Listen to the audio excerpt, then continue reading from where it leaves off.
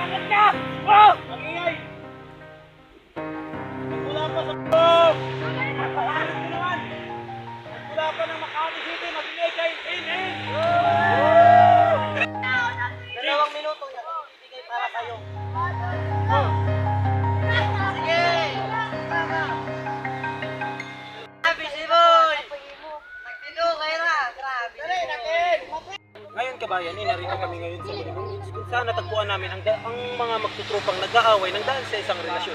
Nagpapatrol. Leo, Makadbad. Leo, ano bang nangyari dito? Bakit parang ang ingay ng mga kabataan ngayon? Parang nag-aaway sila tungkol sa relationship nila. Oh, tungkol sa So kabayan, according to my news here sa Mulibong Beach, ang mga magtutrupang ito ay nag-aaway ng dahil sa isang relasyon. Kaya paalala lang sa lahat ng youth dyan, bago kayo pumasok ng relasyon, unahin nyo muna ang Panginoon.